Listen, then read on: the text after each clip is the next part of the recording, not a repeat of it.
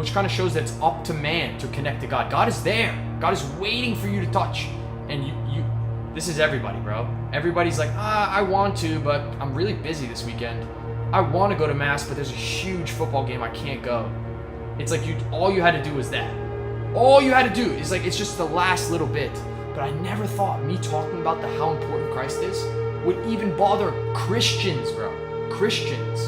They're like, oh, you don't need to push it on everybody. I'm a Christian too, but I don't talk like that. And I don't say this is good, this is bad. I never do that. Thanks for putting that in there, but because I was just saying some great stuff. But anyway, I'll re-say it. So here we go again when it comes to the saints. And as I talk to Protestants, it's not their fault that they don't know anything about the saints. I kind of blame the doctrine that says Catholicism is bad and Orthodoxy is bad. Because if you look at the life of the saints, they've told me, I was on TikTok today posting a bunch of clips to my account, and I had this one dude in the comments almost fighting with me, telling me that he disagrees with Catholicism. Because I asked him, I was like, yo, he thinks that the veneration of saints is a mistake and is unbiblical. But I was explaining to him, it's like they can only be canonized as a saint after their death. They're not gaining anything from this. If there was a moment in a saint's life where they became a saint and started to get really rich, started to get political power, like that, none of that happened. And we're so quick to venerate celebrities whose actual real livelihood is coming from your opinion of them. But the saints are the opposite. It's like an anti-celebrity, where it's like you're only venerated after your death. So we can study the works of these people. He's about to drop a great quote from St. Gregory. And I just feel for the people who have no connection to the saints, because so much of my Christian learning has been fast-tracked by observing and reading of the lives of the saints. And you don't need to pick up a book, guys. That's what I want to be really clear with. I know a lot of people have the goal of reading more this year, but that can be an overwhelming goal a lot because we live busy lives, and I understand that. But something like throwing a 9-minute clip on from this guy, and he's going to drop bunch of knowledge from the saints. At the end of every clip, he goes to black screen and there's this saint, this saint, this saint. It's like there's so many have lived in the last 2,000 years since Christ's resurrection. And I don't believe any Christian should cut themselves off from it. Like the guy in my comments in TikTok, I want to reach back out to him like, bro, I know you said your piece about how you don't agree with saints, but like, have you looked at what they said? Have you looked at what they've said and seen that it's really just an how-to? It's a how-to. You're taking someone who understands the faith better than yourself. Like, that's why you guys are here with me. That's what I figured out. It's like, okay, Valentino's, reading 15 books on Christianity and watching 150 documentaries, and then I can just give you guys the sauce that'll fast track your growth. And that's where the value is exchanged. So the same is true for the saints. And people ask me that all the time. I was talking to my grandmother, and she was asking me, how did you figure all this out about Christianity? And I explained to her, I was like, I studied the life of the saints. So he's gonna say this quote, but I couldn't not pause and explain this because the saints are a great wealth of knowledge. And if you look at Christianity like basketball, right? I made this, it's a bit of a crazy metaphor, but I've made it before, is if you look at basketball and you say, I want to play basketball, and then Kobe Bryant has documented interviews of saying how he was able to get proficient in basketball, and you say, oh, no, I don't want to hear that. You just cut yourself off from it completely. When there's things that Kobe Bryant knows and that Kobe Bryant has learned to make him great at basketball, the same is true for the saints in Christianity. There's things that the saints figured out that if you can get that knowledge early, you can live a more holy, more righteous life. And that's what we're all really desiring. No one likes to be a Christian for the title. Like, trust me, it's not that great. People are not excited when I tell them I'm a radical Christian who loves talking about it. You don't get any brownie points from other people.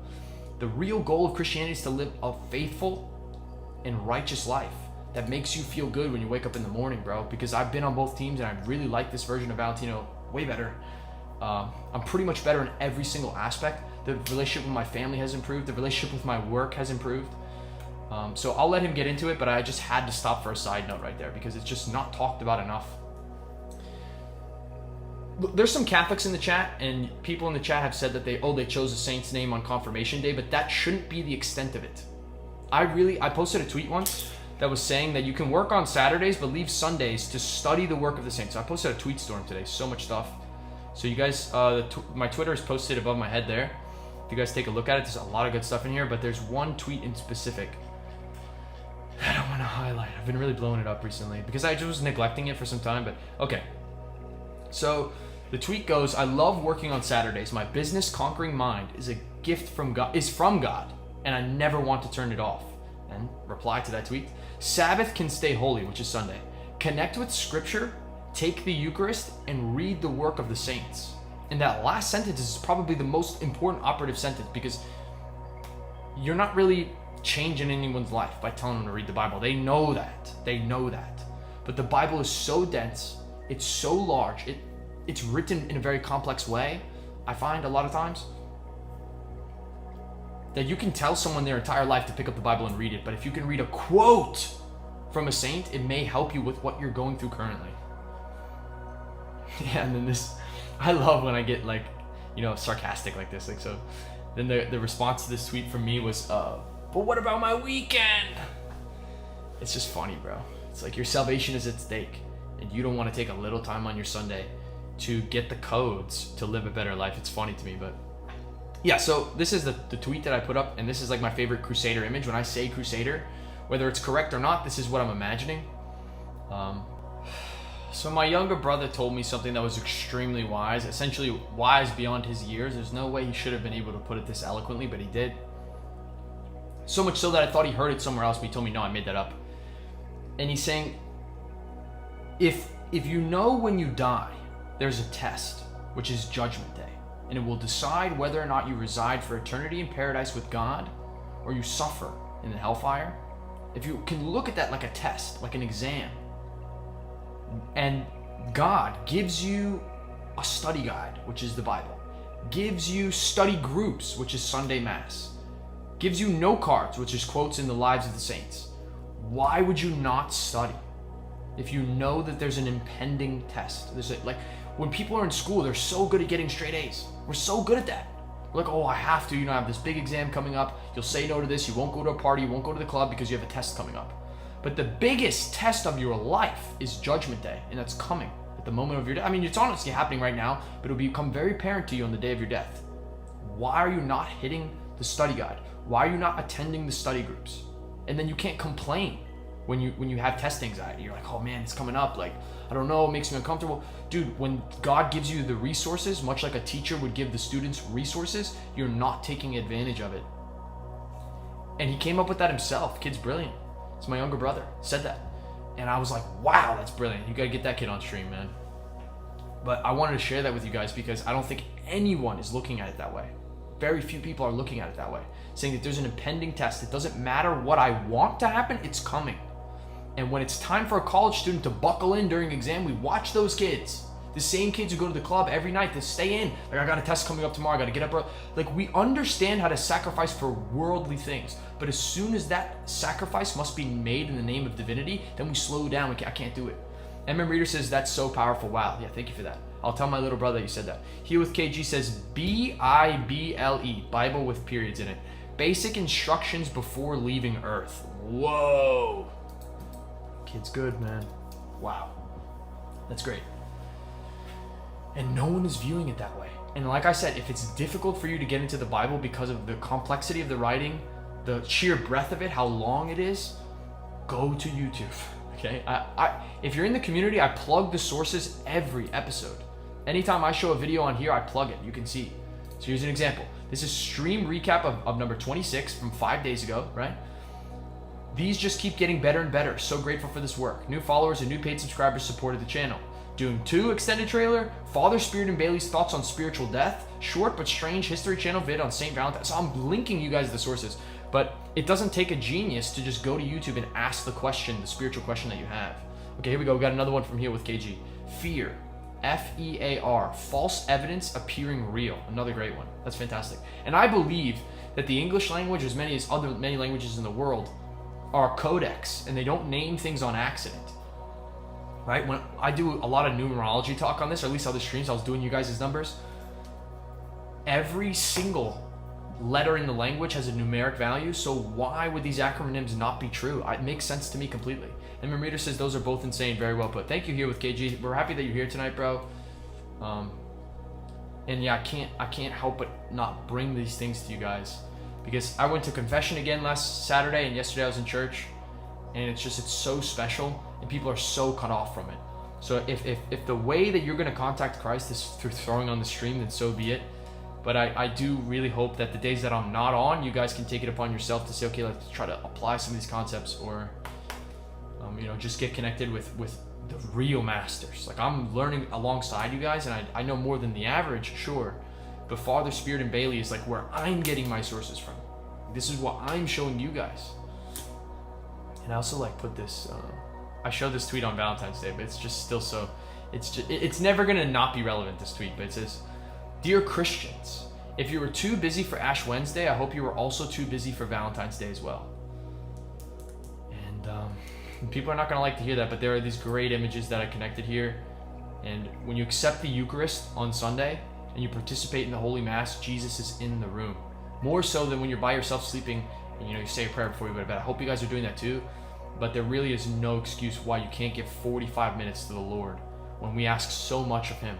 We ask so much of the Lord. We say, please protect my family, make sure my family stays healthy. Oh, please, I'm really scared right now. Can you lend me some strength? We're always doing that. But when it's time for us to pay our side of the bargain, His hand is there. This is what I was talking about on the podcast earlier. But His hand is reaching down from heaven to us. And all we have to do is meet Him halfway. Oh, man, let me pull up this image here.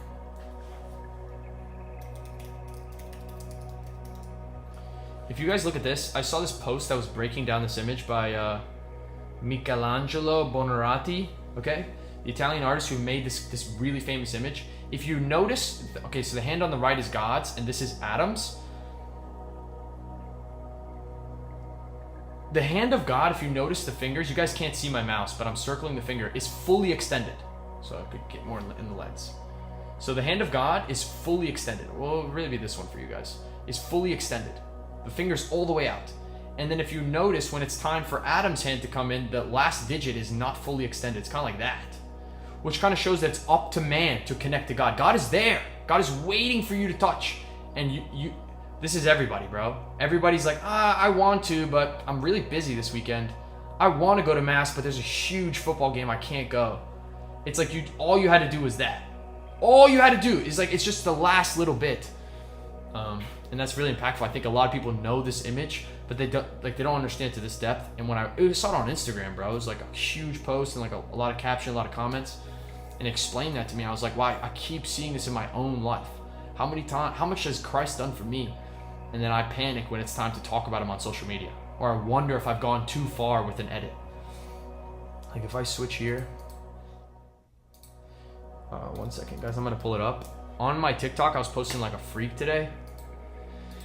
And I don't really plug my TikTok as much because I have a few different accounts actually. I'm trying out and trying to see what works. Do we brand it as music? Do we brand it as clothes?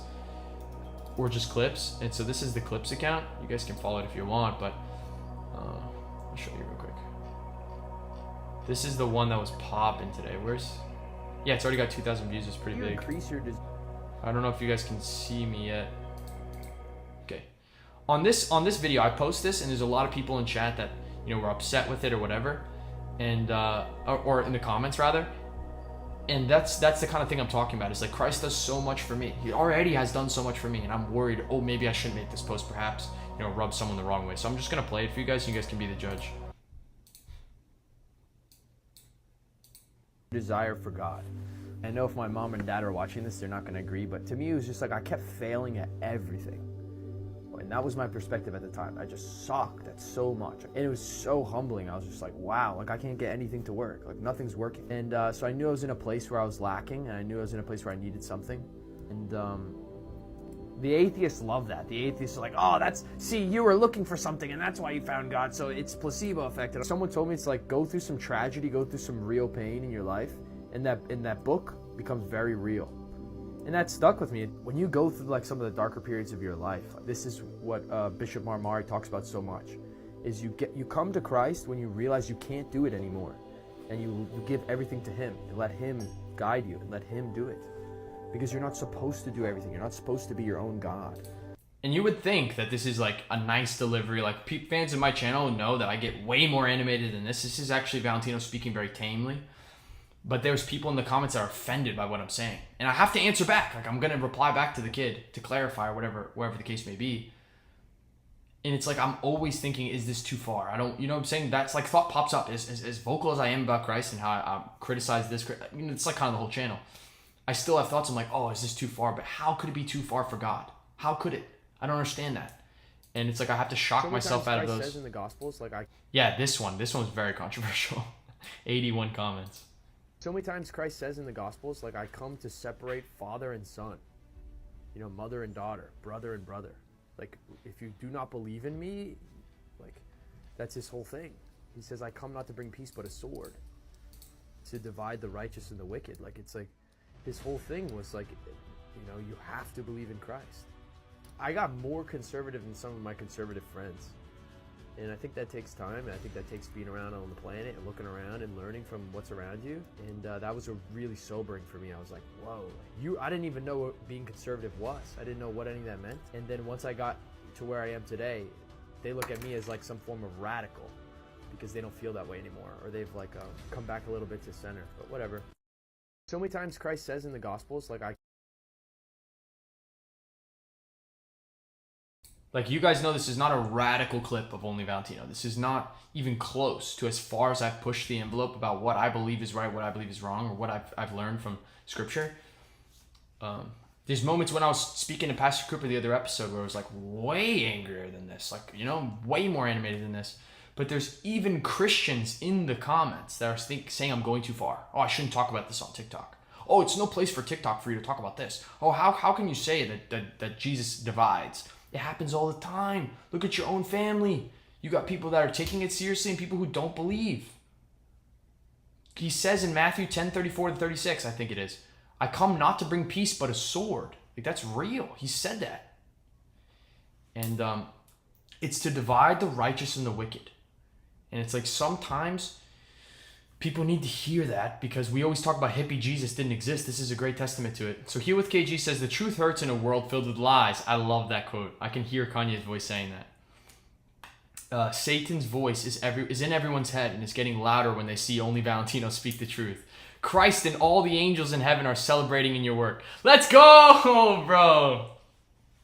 Wow, that's a great message, man. I want to reread it. The truth hurts in a world filled with lies. Satan's voice is in everyone's head getting louder when they see Only Valentino speak the truth. Christ and all his angels in heaven are celebrating in your work. Thank you, bro. That's a phenomenal message. I really appreciate that, man. And that's what I'm trying to do. And I never in a million years would have thought, because people understand that, like, internet is a place for controversy. Like, that's where everyone is posting controversial stuff and people are always arguing on the internet. I mean, it's the internet. But I never thought me talking about how important Christ is would even bother Christians, bro. Christians. They're like, oh, you don't need to push it on everybody. I'm a Christian too, but I don't talk like that. And I don't say this is good, this is bad. I never do that.